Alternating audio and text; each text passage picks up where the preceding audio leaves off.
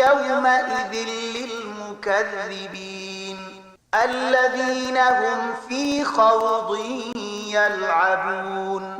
تباهي ده په هغه ورځ د هغو دروغجن ګڼونکو لپاره چې نن د لوبې په ډول په خپلو دلیلونو جوړونو کې اخته شوي دي. يوم يدعون إلى نار جهنم دعا هذه النار التي كنتم بها تكذبون.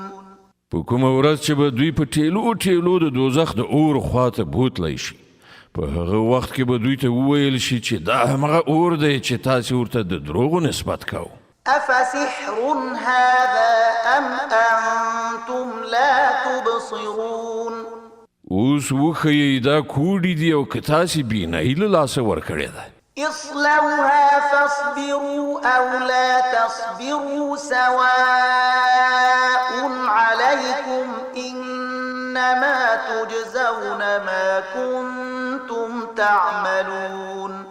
زی اوس په دې دوزخ کې دننه وسوځئ، که تاسې صبر وکړئ او که یې ونه کړئ ستاسو لپاره یو شانته ده، تاسې ته همغسې جزا درکول کیږي لکه چې تاسې عمل کوو. إن المتقين في جنات ونعيم فاكهين بما آتاهم ربهم ووقاهم ربهم عذاب الجحيم.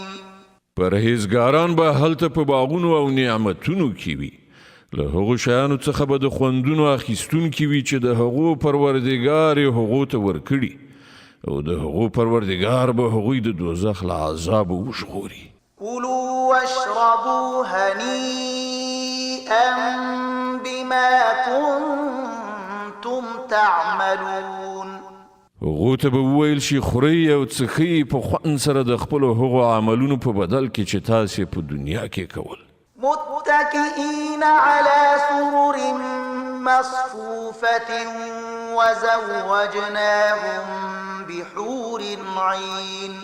هغوی به مخامخ په غوړېدلو تختونو باندې تکیه لګولې ناست وي او موږ به ښایسته سترګې لرونکي حورې هغوی ته واده کړو. والذين آمنوا واتبعتهم ذريتهم بإيمان ألحقنا بهم ذريتهم وما ألتناهم من عملهم من شيء كل امرئ بما كسب رهين.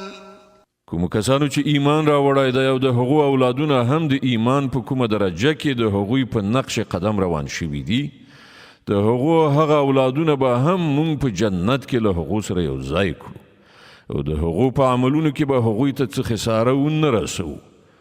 هو هر څوک د خپل کسب په بدل کې ګیراو دی.